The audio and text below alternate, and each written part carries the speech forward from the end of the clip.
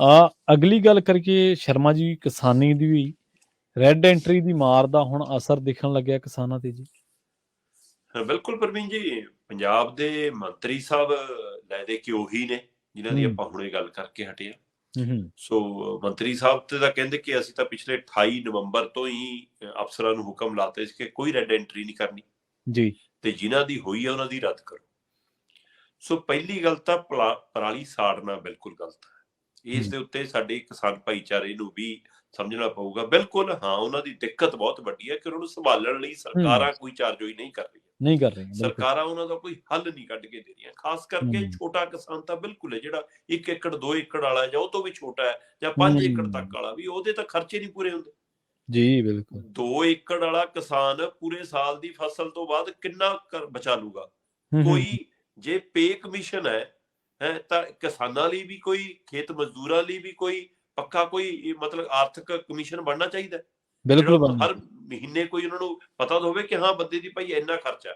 ਜੇਕਰ ਜਿੰਨਾ ਕਿਸਾਨ ਦਾ ਪਰ ਮਹੀਨੇ ਦਾ ਤੁਸੀਂ ਜੇ 20,000 ਦਾ ਖਰਚਾ ਲਾਉਂਦੇ ਹੋ ਤਾਂ ਸਾਲ ਦਾ ਭਾਈ 2,40,000 ਬਣਦਾ। 2,40,000 ਚੋਂ ਕਿਸਾਨ ਦੀ ਆਮਦਨ ਕਿੰਨੀ ਬਣਦੀ ਉਹਦੀ ਜ਼ਮੀਨ ਦੇ ਹਿਸਾਬ ਨਾਲ ਉਹ ਤੋਂ ਬਾਅਦ ਬਾਕੀ ਸਰਕਾਰ ਦੇਵੇਗੀ। ਕਰਨ ਨਾ ਕੁਛ। ਜੀ। ਸੋ ਇਸ ਲਈ ਉਧਰ ਤਾਂ ਵਧਿਆ ਨਹੀਂ ਜਾ ਰਿਹਾ, ਉਲਟਾ ਪਰਾਲੀ ਵਾਲੇ ਮਸਲੇ ਤੇ ਬਦਲਾਅ ਵਾਲੀ ਸਰਕਾਰ ਕਹਿੰਦੀ ਕਿ ਹਾਂ ਜੀ ਠੀਕ ਹੈ, ਅਸੀਂ ਰੈੱਡ ਐਂਟਰੀ ਕਰਾਂਗੇ। ਬੇਸ਼ੱਕ ਕੁਝ ਜਥੇਬੰਦੀਆਂ ਦੇ ਹੁਲਾਰੇ ਨਾਲ ਜਾਂ ਜਿਹੜੇ ਸਮਰੱਥ ਕਿਸਾਨ ਨੇ ਉਹਨਾਂ ਨੇ ਵੀ ਜਿੱਦਾਂ ਦੇ ਵਿੱਚ ਵੀ ਅੱਗਾਂ ਲਾਈਆਂ ਨੇ, ਜਿਹਦਾ ਨੁਕਸਾਨ ਆਪ ਨੂੰ ਪਹਿਲਾਂ ਹੁੰਦਾ। ਦਿੱਲੀ ਪਤਾ ਨਹੀਂ ਧੂਆ ਜਾਂਦਾ ਕਿ ਨਹੀਂ ਜਾਂਦਾ, ਪਰ ਸਹੀ ਸਰਕਾਰ ਨੇ ਦਮ ਭਰਿਆ ਸੀਗਾ ਕਿ ਅਸੀਂ ਇਹ ਰੈੱਡ ਐਂਟਰੀਆਂ ਨਹੀਂ ਕਰ ਰਹੇ, ਪਰ ਆਪਾਂ ਬਹੁਤ ਦੇਰ ਪਹਿਲਾਂ ਹੀ ਦੱਸਿਆ ਸੀਗਾ ਕਿ ਇਹ ਹੋਣ ਜਾ ਰਹੀਆਂ ਨੇ। ਫਿਰ ਆਪਾਂ ਇਹ ਵੀ ਗੱਲ ਕਰਦੇ ਰਹੇ ਕਿ ਇਹ ਹੁਕਮ ਹੋਣ ਤੋਂ ਬਾਅਦ ਕਿ ਅਸੀਂ ਵਾਪਸ ਲੈ ਰਹੇ ਹਾਂ ਤਾਂ ਵੀ ਰੈੱਡ ਐਂਟਰੀਆਂ ਹੋ ਰਹੀਆਂ ਨੇ।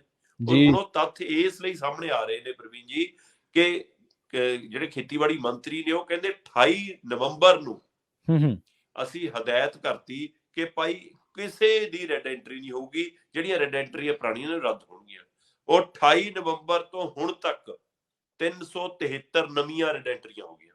ਉਹ ਤੋਂ ਬਾਅਦ ਵੀ ਜੀ ਜਿਸ ਦਿਨ ਤੋਂ ਹੁਕਮ ਹੋਇਆ ਕਿ ਵਾਪਸ ਲਓ, ਅਧਿਕਾਰਤ ਹੁਕਮ ਹੋ ਗਿਆ, ਉਹ ਤੋਂ ਬਾਅਦ ਵੀ 373 ਨਵੀਆਂ ਰੈੱਡ ਐਂਟਰੀਆਂ ਹੋ ਗਈਆਂ। ਸਭ ਤੋਂ ਵੱਧ ਰੈੱਡ ਐਂਟਰੀਆਂ ਪਟਿਆਲੇ 'ਚ ਨੇ ਜੀ, 1900 ਦੇ ਕਰੀਬ ਨੇ। 1855 ਤੋਂ ਵੱਧ ਰੈੱਡ ਐਂਟਰੀਆਂ ਨੇ। ਬਾਕੀ ਜੇਕਰ ਆਪਾਂ ਗੱਲ ਕਰੀਏ ਤਾਂ 1000 ਦੇ ਕਰੀਬ ਸੰਗਰੂਰ 'ਚ ਨੇ, 927 ਦੇ ਕਰੀਬ ਸੰਗਰੂਰ 'ਚ ਨੇ, ਤੇ ਬਾਕੀ ਸਾਰੀਆਂ ਮਤਲਬ 100 ਤੋਂ ਉੱਪਰ ਵਾਲੇ ਵੀ 8-10 ਜ਼ਿਲ੍ਹੇ ਅਜਿਹੇ ਨੇ, ਜਿਵੇਂ ਮਤਲਬ ਕਿ ਲੁਧਿਆਣਾ ਦੇ ਵਿੱਚ 571 ਨੇ, ਇਸੇ ਤਰ੍ਹਾਂ ਤਰਨਤਾਰਨ ਦੇ ਵਿੱਚ 355 ਨੇ, ਫਿਰ ਸੰਗਰੂਰ ਹੈ, ਫਿਰ ਅੰਮ੍ਰਿਤਸਰ ਹੈ, ਫਿਰ ਮਾਨਸਾ ਹੈ, ਫਤਿਹਗੜ੍ਹ ਸਾਹਿਬ ਹੈ, ਇਹ ਹੈ ਕਪੂਰਥਲਾ, ਜਿਨ੍ਹਾਂ ਦੇ 100 ਤੋਂ ਉੱਪਰ ਨੇ ਸਾਰੇ, ਫਿਰ ਬਾਕੀ ਨੇ।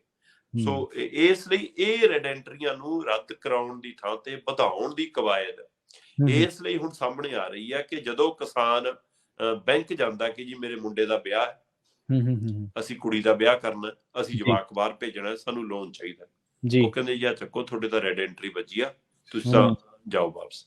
ਤੇ ਫਿਰ ਉਹ ਪਟਵਾਰੀ ਤੋਂ ਉੱਠ ਕੇ ਕਾਨੂੰਗੋ ਕੋਲ ਜਾਂਦਾ ਹੈ, ਕਾਨੂੰਗੋ ਤੋਂ ਉੱਠ ਕੇ ਤਹਿਸੀਲਦਾਰ ਕੋਲ ਜਾਂਦਾ ਹੈ, ਤਹਿਸੀਲਦਾਰ ਉਹਨੂੰ SDM ਕੋਲ ਭੇਜ ਦਿੰਦਾ, SDM ਨੂੰ DC ਕੋਲ ਭੇਜ ਦਿੰਦਾ, ਤੇ ਉਹ ਧੱਕੇ ਖਾ ਰਿਹਾ। ਉਹਨੂੰ ਪਤਾ ਹੀ ਨਹੀਂਗਾ ਕਿ ਰੈੱਡ ਐਂਟਰੀ ਕੌਣ ਹਟਾਊਗਾ, ਨਾ ਅਧਿਕਾਰੀਆਂ ਨੂੰ ਪਤਾ ਕਿ ਅਸੀਂ ਕਿਵੇਂ ਹਟਾਉਣੀ ਜੀ ਜਾਂ ਹਟਾਉਣ ਦੀ ਮਨਸ਼ਾ ਨਹੀਂ ਹੈ, ਜਾਂ ਫਿਰ ਉਹ ਹੁਕਮ ਜਿਹੜੇ ਸਰਕਾਰੀ ਨੇ ਉਹ ਸਿਰਫ ਡਰਾਮੇਬਾਜ਼ੀ ਨੇ, ਅਧਿਕਾਰੀਆਂ ਨੂੰ ਥੱਲੇ ਮੂੰਹ ਜਵਾਨੀ ਹੁਕਮ ਲਾਇਆ ਹੋਇਆ ਕਿ ਨਹੀਂ ਹਟਾਉਣੇ। ਸੋ ਕੁਛ ਤਾਂ ਪਹਿਲੂ ਹੈ। ਹੋਰ ਛੱਡੋ ਪ੍ਰਵੀਨ ਜੀ, ਮਤਲਬ ਨਾ ਤਾਂ ਉਹਨਾਂ ਨੂੰ ਲੋਨ ਮਿਲ ਰਿਹਾ, ਨਾ ਹੁਣ ਉਹਨਾਂ ਨੂੰ ਬੀਜ ਲੈਣੇ, ਦਵਾਈਆਂ ਲੈਣੀਆਂ ਔਖੀਆਂ ਹੋ ਗਈਆਂ, ਪਰ ਸਬਸਿਡੀ ਨਹੀਂ ਮਿਲਣੀ, ਰੈੱਡ ਐਂਟਰੀ ਹੈ ਜੀ।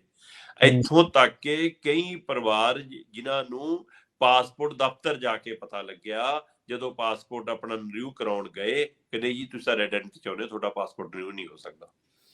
ਕਈਆਂ ਨੂੰ ਥਾਣੇ ਕਚਹਿਰੀ ਜਾ ਕੇ ਪਤਾ ਲੱਗਿਆ, ਜਦੋਂ ਆਪਣਾ ਅਸਲੇ ਦਾ ਲਾਇਸੈਂਸ ਰਿਵਿਊ ਕਰਾਉਣ ਗਏ ਤਾਂ ਉਹਨਾਂ ਨੇ ਕਿਹਾ ਜੀ ਨਹੀਂ ਤੁਸੀਂ ਰੈੱਡ ਐਂਟਰੀ ਚਾਹੁੰਦੇ ਹੋ। ਸੋ ਨਾ ਉਹਨਾਂ ਨੂੰ ਲੋਨ ਮਿਲ ਰਿਹਾ, ਹੁਣ ਨਾ ਉਹਨਾਂ ਨੂੰ ਕੋਈ ਸਹੂਲਤ ਮਿਲ ਰਹੀ ਹੈ, ਨਾ ਸਬਸਿਡੀਆਂ ਮਿਲ ਰਹੀਆਂ ਨੇ, ਨਾ ਆਹ ਹੋ ਰਿਹਾ। ਇਹ ਰੈੱਡ ਐਂਟਰੀ ਦਾ ਅਸਰ ਦਿਖਣ ਲੱਗਿਆ, ਔਰ ਸਰਕਾਰ ਦੀ ਕਹਿਣੀ ਔਰ ਕਰਨੀ ਇੱਕ ਵਾਰ ਫਿਰ ਝੂਠੀ ਸਾਬਤ ਹੋਈ ਹੈ। ਆਪਾਂ ਬਹੁਤ ਦੇਰ ਪਹਿਲਾਂ ਇਸ ਮਸਲੇ ਤੇ ਗੱਲ ਕਰ ਰਹੀ ਸੀ ਕਿ ਸਰਕਾਰ ਲੁਕਵੇਂ ਤੌਰ ਦੇ ਉੱਤੇ ਇਹ ਰੈੱਡ ਐਂਟਰੀਆਂ ਰੱਦ ਨਹੀਂ ਕਰੇਗੀ, ਹਰੇ ਪੈਨ ਨਾਲ ਲਾਲ ਐਂਟਰੀਆਂ ਪੈ ਰਹੀਆਂ ਨੇ। ਸੋ ਇਹ ਉਹਦਾ ਅਸਰ ਹੁਣ ਦਿਖ ਰਿਹਾ ਕਿ ਪਰਾਲੀ ਸਾੜਨ ਦੇ ਨਾਂ ਦੇ ਉੱਤੇ ਉਲਟਾ ਹੱਲ ਕੱਢਣ ਦੀ ਗੱਲ ਵੱਲ ਵਧਣ ਦੀ ਬਜਾਏ ਕਿ ਭਾਈ ਕਿਸਾਨ ਪਰਾਲੀ ਸਾੜ ਰਹੇ, ਨਾ ਅਸੀਂ ਉਹਨੂੰ ਘੱਟੋ ਘੱਟ ਉਨੀ ਭਰਪਾਈ ਕਰ ਦਈਏ, ਉਹਦੇ ਲਈ ਸਰਕਾਰ ਯੋਜਨਾ ਲਿਆਉਣ ਦੀ ਬਜਾਏ ਜਿੰਨਾ ਜ਼ੋਰ ਇੱਧਰ ਲਾ ਰਹੀ ਹੈ, ਜੇ ਥੋੜਾ ਜ਼ੋਰ ਉੱਧਰ ਲਾ ਲਵੇ ਤਾਂ ਇਸ ਮਸਲੇ ਚੋਂ ਨਿਕਲਿਆ ਜਾ ਸਕਦਾ ਸੀ। ਸੋ ਪਰ ਸਰਕਾਰ ਮੇਲੇ ਦਾ ਜਿੱਦ ਤੇ ਅੜੀ ਆ ਤੇ ਅਫਸਰਸ਼ਾਹੀ ਨੂੰ ਉਹਨੇ ਹੁਕਮ ਦਿੱਤਾ ਹੋਇਆ। ਨਹੀਂ, ਅਫਸਰਸ਼ਾਹੀ ਦੀ ਕੀ ਮਜ਼ਾਲ ਆ ਕਿ ਮੰਤਰੀ ਦਾ ਹੁਕਮ ਹੋਵੇ ਤੇ ਰੈੱਡ ਐਂਟਰੀ ਰੱਦ ਨਾ ਹੋਣ, ਉਲਟਾ ਵਧਣ। ਸੋ ਇਹਦਾ ਜੀ। ਮਤਲਬ ਜਾਂ ਤਾਂ ਹੁਕਮਾਂ ਨੂੰ ਨਹੀਂ ਮੰਨਦੇ ਅਫਸਰ, ਜਾਂ ਫਿਰ ਜਿਹਦਾ ਹੁਕਮ ਆਉਣਾ ਚਾਹੀਦਾ ਉਹਦਾ ਹੁਕਮ ਆਇਆ ਨਹੀਂ।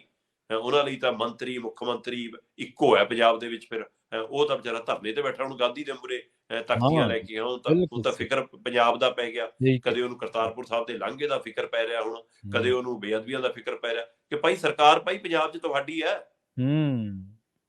ਬੇਅਦਬੀਆਂ ਦੇ ਮਾਮਲੇ 'ਚ ਲਿਆਓ, ਵਿਧਾਨ ਸਭਾ 'ਚ ਬਣਾ ਲਓ ਕਾਨੂੰਨ ਜਿਹੜਾ ਬਣਾਉਣਾ। ਸਿਆਸਤ ਹੈ ਸ਼ਰਮਾ। ਸੋ ਕਮਾਲ ਹੈ, ਮਤਲਬ ਕਿ ਇਸ ਲਈ ਉਹ ਤੋਂ ਮੁੱਦੇ ਚੁਕਾ ਕੇ ਉਹ ਦਿਖਾਏ ਜਾਂਦੇ ਨੇ ਤੇ ਸਰਕਾਰ ਜਿਹੜੀ ਪੰਜਾਬ ਦੇ ਲੋਕਾਂ ਨੇ ਚੁਣੀ ਹੈ ਉਹਨਾਂ ਦੀ ਗੱਲ ਅਫਸਰ ਸਹੀ ਸੁਣਦੀ ਨਹੀਂ। ਤੇ ਇਹਦਾ ਮਤਲਬ ਕੌਣ ਸਰਕਾਰ ਹੈ ਤੇ ਕਿਹਦੀ ਸਰਕਾਰ ਹੈ, ਇਸ ਦੇ ਭੰਬਲ ਭੁੱਸੇ 'ਚ ਪੰਜਾਬ ਫਸਿਆ। ਬਿਲਕੁਲ ਸਹੀ ਹੈ ਤੁਹਾਡੀ ਗੱਲ, ਸਹੀ ਰਮਜ਼ ਫੜੀ ਹੈ ਤੁਸੀਂ। ਧਰਨੇ ਤੇ ਬੈਠਣਾ, ਸੱਤਾ ਹੁੰਦੇ ਹੋਏ ਵੀ ਜਿਹੜੇ ਲੋਕ ਧਰਨੇ ਲਾਉਂਦੇ ਆ ਉਹ ਸਿਆਸਤ ਹੈ।